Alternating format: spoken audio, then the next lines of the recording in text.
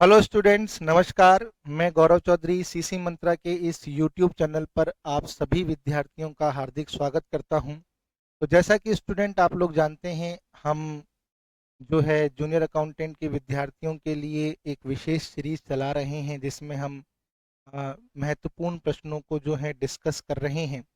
तो आज की क्लास के अंदर हम व्यावसायिक अध्ययन के क्वेश्चनों को डिस्कस करेंगे कि किस तरह के जो प्रश्न हैं वो हमसे परीक्षा के अंतर्गत पूछे जा सकते हैं। तो चलिए हम आज की क्लास को स्टार्ट करते हैं। और स्टूडेंट, एक बात और, यदि आपको इन क्वेश्चंस की पीडीएफ चाहिए तो आप सीसी मंत्रा के टेलीग्राम चैनल को ज्वाइन कर लीजिए। वहां पर आपको इन क्वेश्चंस की पीडीएफ जो है मिल जाएगी। तो चलिए आज की क्लास को हम स्टार्ट करते हैं। तो पहला प्रश्न क्या है? आर्थिक क्रियाओं में सम्मिलित है। तो स्टूडेंट्स, मैंने आप लोगों को बताया था कि आर्थिक क्रियाओं के अंतर्गत 3 क्रियाओं को सम्मिलित किया जाता है: व्यवसाय को, पेशे को और रोजगार को। तो यहाँ पर सेवा के आगे अपन लिख लेते हैं रोजगार, क्योंकि रोजगार को सेवा भी कहा जाता है, ठीक है, जिसके बदले में वेतन या मजदूरी प्राप्त होती है। तो आर्थिक क्रियाओं में सम्मिलित है व्यवसाय, पेशा और रोजगार या सेवा। तो इसका आंसर होगा उपरोक्त सभी। इसका आंसर क्या होगा? उपरोक्त सभी। दूसरा प्रश्न देखते हैं। निम्नलिखित में से सर्वाधिक जोखिम विद्यमान होती है? तो व्यवसाय में होती है, पेशे में होती है या सेवा में होती है? तो मैंने ये आपको बता चुका हूं कि अगर इन तीनों आर्थिक क्रियाओं की बात की जाए तो सर्वाधिक जोखिम किसमें होती है? व्यवसाय में होती है, क्योंकि व्यवसाय का प्रतिफल होता है लाभ। और लाभ किसका प्रतिफल है? लाभ प्रतिफल है जोखिम का। तो सर्वाधिक जोखिम किसमें विद्यमान होती है? सर्वाधिक जोखिम विद्यमान होती है व्यवसाय में। अब देखिए नेक्स्ट प्रश्न। व्यवसाय एक मानवीय क्रिया है जो वस्तुओं के क्रय विक्रय द्वारा धन प्राप्ति के लिए की जाती है। यह परिभाषा किस विद्वान की है? तो इसका आंसर होगा प्रोफेसर हेने। अगर लिखा हुआ आ जाए व्यवसाय एक मानवीय क्रिया है तो आपको आंसर लगाना है प्रोफेसर हेने। और अगर लिखा हुआ आ जाए व्यवसाय एक संस्था है तो आपको आंसर लगाना है व्हीलर, क्योंकि मैंने आपको पिछली कक्षा में व्हीलर की परिभाषा के बारे में बताया था। तो व्यवसाय एक मानवीय क्रिया है, अगर ये कथन आपको लिखा हुआ दिखे तो आपको आंसर लगाना है प्रोफेसर हेने। और व्यवसाय एक संस्था है तो आपको आंसर लगाना है व्हीलर। नेक्स्ट प्रश्न देखिए। निम्नांकित में से असत्य कथन है। असत्य कथन छांटना है अपन को। व्यवसाय एक सामाजिक आर्थिक क्रिया है, ये कथन तो सत्य है। व्यवसाय सामाजिक परिवर्तन का उपकरण है, बिल्कुल व्यवसाय समाज में परिवर्तन लाता है नव प्रवर्तन के द्वारा। तो व्यवसाय सामाजिक परिवर्तन का उपकरण है। व्यवसाय का संचालन केवल एक विज्ञान है, ये कथन गलत है, असत्य है। व्यवसाय निरंतर चलने वाली प्रक्रिया है, ये कथन भी सही है, क्योंकि व्यवसाय निरंतर चलता रहता है। वो नियमित रूप से वस्तुएं एवं सेवाओं का उत्पादन करता रहता है। तो व्यवसाय एक निरंतर चलने वाली प्रक्रिया है। तो पहला, दूसरा और चौथा जो है ये कथन सत्य है। और तीसरा कथन जो है गलत है, क्योंकि व्यवसाय कला एवं विज्ञान दोनों है। व्यवसाय कला और विज्ञान दोनों है। तो यहाँ पर क्या लिखा हुआ है कि व्यवसाय का संचालन केवल एक विज्ञान है। तो इसलिए ये कथन जो है असत्य है, क्योंकि व्यवसाय का संचालन कला भी है और विज्ञान भी है, दोनों की आवश्यकता व्यवसाय में पड़ती है। तो इसलिए व्यवसाय का संचालन कला और विज्ञान दोनों है, केवल विज्ञान नहीं है। निम्न में से रूप उपयोगिता का सृजन होता है उद्योग में, वाणिज्य में, पेशे में, रोजगार में? तो ध्यान रखना है बच्चों, उद्योग में, क्योंकि उद्योग जो होते हैं वो कच्चे माल को निर्मित माल में क्या करते हैं? परिवर्तित करते हैं, उनके रूप में परिवर्तन लाते हैं। तो रूप उपयोगिता का सृजन कौन करते हैं? उद्योग। और मैंने उद्योग कितने प्रकार के होते हैं ये मैं आपको पिछली कक्षा के अंतर्गत बता चुका हूं। नेक्स्ट देखिए। उत्पादक व उपभोक्ता के बीच की कड़ी है। इसका आंसर भी मैंने आपको प्रीवियस कक्षा में दिया कि उत्पादक और उपभोक्ता के बीच कड़ी का काम कौन करता है? वाणिज्य। क्योंकि वाणिज्य में किसको शामिल किया जाता है? व्यापार, और व्यापार की सहायक क्रियाओं को वाणिज्य के अंतर्गत क्या किया जाता है? शामिल किया जाता है। तो उत्पादक व उपभोक्ता के बीच की कड़ी किसे कहा जाता है? वाणिज्य को कहा जाता है। नेक्स्ट देखिए, व्यावसायिक नैतिकता की अवधारणा का उदय किस देश में हुआ माना जाता है? व्यवसाय द्वारा सही आचरण करना क्या कहलाता है? व्यावसायिक नैतिकता कहलाता है। और इस विचारधारा का जन्म किस देश में हुआ? तो हमारा आंसर होगा अमेरिका में 1970 में। कब हुआ? अमेरिका में 1970 में इस अवधारणा का क्या हुआ? जन्म हुआ। नेक्स्ट देखिए, नव प्रवर्तन का क्या अर्थ है? भाई नवीन वस्तुओं का उत्पादन करना। भाई ग्राहक संतुष्टि तो हो नहीं सकता, ग्राहक आवश्यकता अनुसार उत्पादन भी नहीं होता, वस्तुओं का अधिकतम विक्रय करना भी नहीं होता। तो नव प्रवर्तन का मतलब होता है नवीन चीज का उत्पादन करना। तो नवीन वस्तुओं का उत्पादन करना क्या कहलाता है? नव प्रवर्तन कहलाता है। नेक्स्ट प्रश्न देखिए, निम्न में से कौन सी व्यापार की सहायक क्रिया है? अपन ने पिछली कक्षा के अंदर व्यापार की सहायक क्रियाओं में पढ़ा, और मैंने आपको बताया था कि बैंक, बीमा, परिवहन, गोदाम, संचार, यातायात, विज्ञापन, डिब्बाबंदी, ये सब व्यापार की सहायक क्रियाएं कहलाती हैं। तो बैंक और बीमा व्यापार की सहायक क्रिया है, गोदाम भी व्यापार की सहायक क्रिया है, परिवहन और संचार भी व्यापार की सहायक क्रिया है। तो इसका आंसर होगा उपयुक्त सभी। इसका आंसर क्या होगा? उपयुक्त सभी। नेक्स्ट प्रश्न देखिए, निम्न में से किसको व्यवसाय का उद्देश्य नहीं कहा जा सकता? भाई लाभ अर्जित करना व्यवसाय का उद्देश्य है, ग्राहक सृजन करना व्यवसाय का उद्देश्य है, नव प्रवर्तन करना व्यवसाय का उद्देश्य है, विनियोग व्यवसाय का उद्देश्य नहीं है। विनियोग जो है वो व्यवसाय का उद्देश्य नहीं है। ठीक है, क्योंकि भाई विनियोग तो व्यवसाय करने के लिए किया जाता है, व्यवसाय का उद्देश्य विनियोग नहीं हो सकता। ठीक है, नेक्स्ट देखिए, निम्न में से कौन सी एक व्यवसाय की विशेषता है? विक्रय के लिए क्रय अथवा उत्पादन। बिल्कुल भाई, विक्रय करने के लिए खरीदना और उत्पादित करना व्यवसाय की विशेषता है। उपयोगिता या पूंजी का होना, बिल्कुल व्यवसाय के लिए पूंजी की आवश्यकता होती है, बिना पूंजी के व्यवसाय स्टार्ट नहीं होता। मूल्य वाली वस्तुओं एवं सेवाओं का उत्पादन एवं वितरण, ये भी व्यवसाय की विशेषता है। तो इसका आंसर क्या होगा? उपरोक्त सभी। इसका आंसर क्या होगा? उपरोक्त सभी। नेक्स्ट प्रश्न देखिए, निम्नलिखित में से कौन सी क्रिया व्यावसायिक गतिविधि का चरित्र चित्रण नहीं करती है? निम्नलिखित में से कौन सी क्रिया व्यावसायिक गतिविधि का चरित्र चित्रण नहीं करती है? भाई वस्तुओं एवं सेवाओं का सृजन, बिल्कुल व्यवसाय का चरित्र चित्रण है। जोखिम की विद्यमानता, बिल्कुल व्यवसाय का चरित्र है। वस्तुओं एवं सेवाओं की बिक्री या विनिमय, ये भी व्यवसाय का चरित्र है। वेतन अथवा मजदूरी, ये व्यवसाय का चरित्र नहीं है। ये तो किस में आ गया? रोजगार या सेवा या नौकरी में शामिल होता है ये। तो ये व्यवसाय का चरित्र नहीं है। वेतन और मजदूरी जो है ये व्यवसाय का चरित्र नहीं है, ये रोजगार, सेवा और नौकरी का चरित्र है। नेक्स्ट, एक उद्यम को एक अच्छे नागरिक की भांति व्यवहार करना चाहिए, यह उसके किसके प्रति उत्तरदायित्व का उदाहरण है? भाई एक अच्छे नागरिक की तरह व्यवहार करना जो है ये किसके प्रति उत्तरदायित्व का उदाहरण है? ऐसा ही प्रश्न जो है पिछली कक्षा में भी आया था कि अगर कोई व्यावसायिक उद्यम देश के कानूनों का पालन करता है तो वो सरकार के प्रति अपने उत्तरदायित्व का निर्वाह करता है। उसी तरह एक अच्छे नागरिक की भांति व्यवहार करके जो व्यवसाय है या उद्यम है वो समाज के प्रति अपने उत्तरदायित्वों का क्या करता है?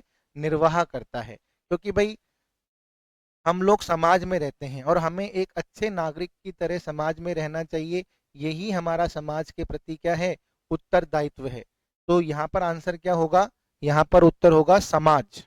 नेक्स्ट देखिए, व्यवसाय द्वारा नैतिक रूप से सही आचरण करना है। व्यवसाय द्वारा नैतिक रूप से सही आचरण करना क्या कहलाता है? नीति शास्त्र। क्योंकि मैंने आपको पिछली कक्षा में बताया था कि व्यवसाय द्वारा सही आचरण करना ही क्या कहलाता है? नीति शास्त्र कहलाता है। क्या कहलाता है? नीति शास्त्र।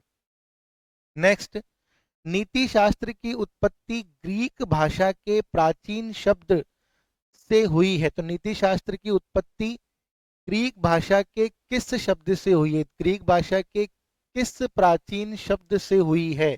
तो यहां पर हमारा आंसर होगा एथिकोस। क्या होगा? एथिकोस।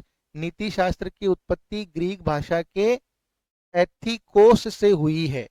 नेक्स्ट प्रश्न देखिए, ये याद करना पड़ेगा आपको कि नीति शास्त्र की उत्पत्ति ग्रीक भाषा के किस शब्द से हुई है? तो हमारा उत्तर होगा एथिकोस। नेक्स्ट प्रश्न देखिए, व्यवसाय का सामाजिक उत्तरदायित्व आधारित है लाभ उद्देश्य पर, सेवा उद्देश्य पर, प्रन्यासी विचारधारा पर, उपरोक्त 2 एवं 3।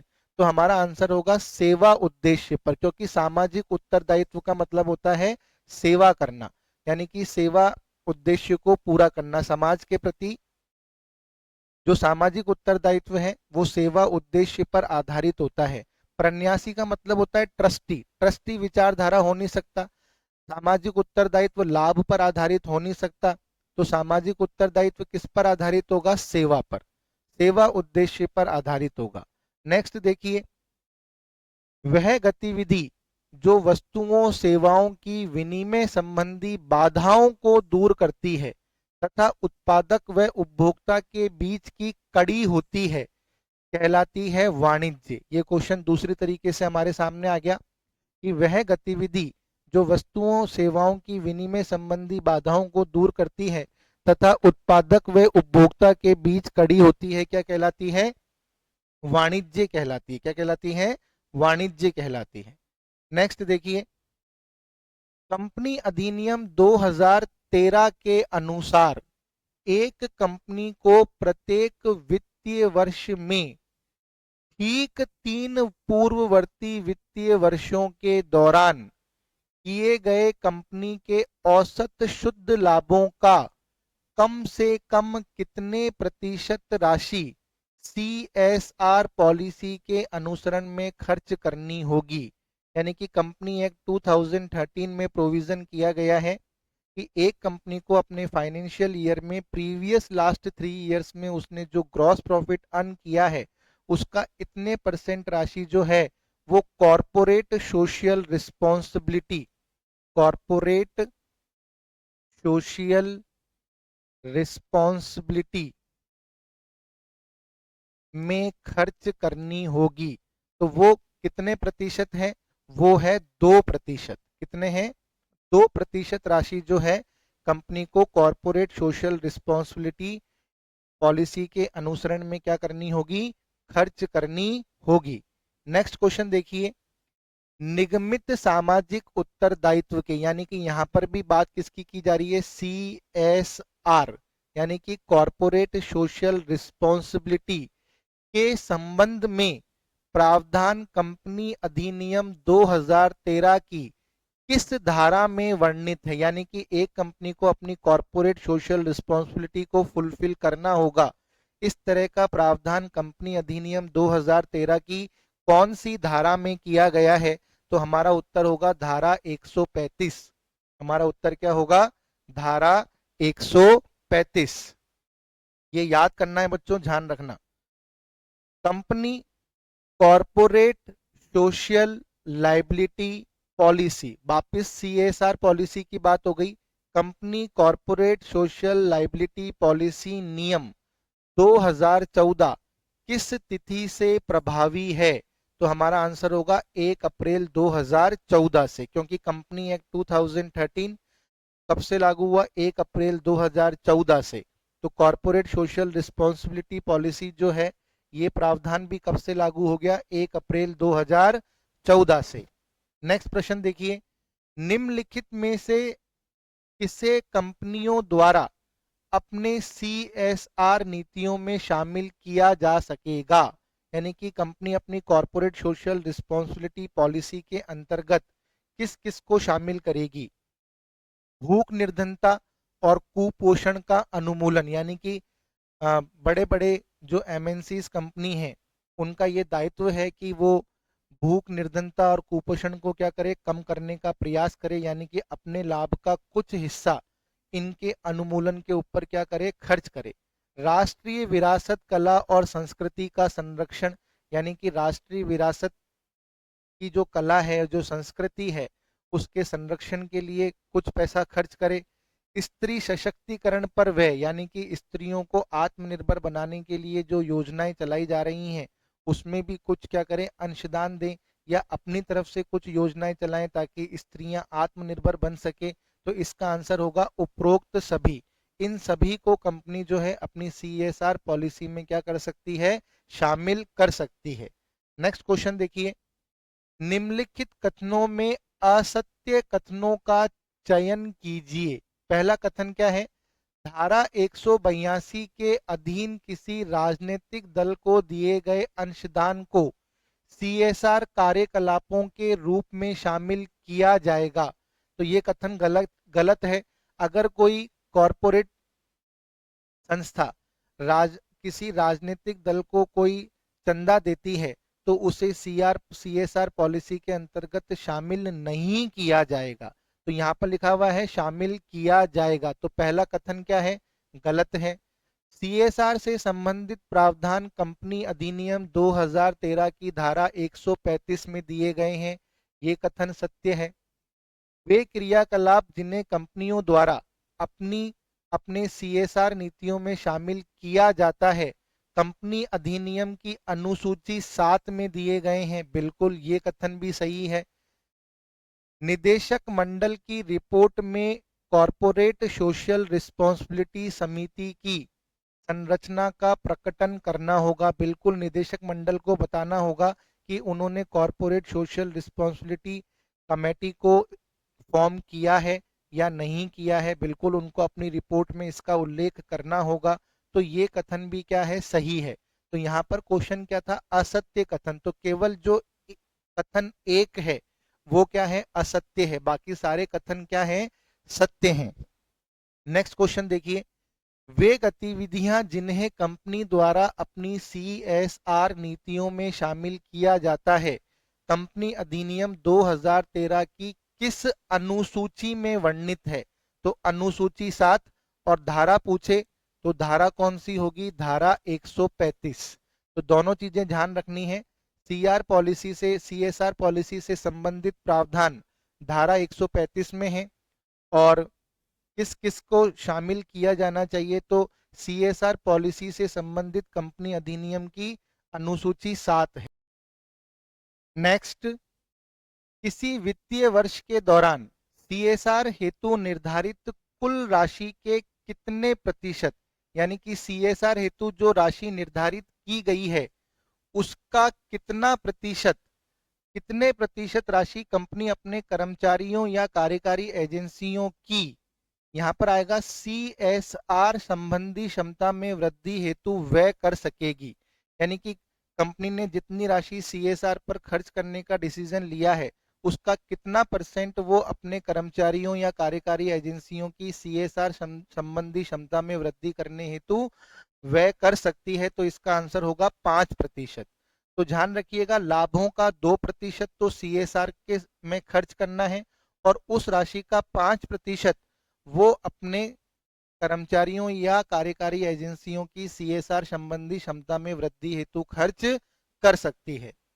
नेक्स्ट देखिए, जीविकोपार्जन के उद्देश्य से किए जाने वाले कार्यों को शामिल किया जाता है। तो मैंने आपको तो बता ही दिया कि जो क्रियाएं जीविकोपार्जन के उद्देश्य से की जाती हैं उन्हें आर्थिक क्रियाओं के अंतर्गत क्या किया जाता है, शामिल किया जाता है। तो बच्चों यहाँ पर हमारी ये वाली क्लास भी खत्म होती है। मैं आशा करता हूँ कि आपको मेरी क्लासेस पसंद आ रही होगी। तो प्लीज़ आप कमेंट करके ज़रूर बताइए कि आपको मेरी क्लासेस कैसी लग रही हैं। मेरे चैनल को लाइक करिए, शेयर करिए, सब्सक्राइब करिए। मैं आपके लिए ही मेहनत कर रहा हूँ ताकि आप अच्छे से अच्छा पेपर अटेंड करके आ पाएँ। तो कमेंट करके ज़रूर बताइएगा कि आपको मेरी क्लासेस कैसी लग रही हैं, और मेरे चैनल को शेयर ज़रूर करिए और लाइक ज़रूर करिए। Thank you very much. और यदि आपको इन क्वेश्चनों की पीडीएफ चाहिए तो आप सीसी मंत्रा के टेलीग्राम चैनल को ज्वाइन कर लीजिए, वहां पर आपको इन क्वेश्चंस की पीडीएफ जो है अवेलेबल हो जाएगी। अब हम मिलेंगे नेक्स्ट क्लास में। Thank you very much.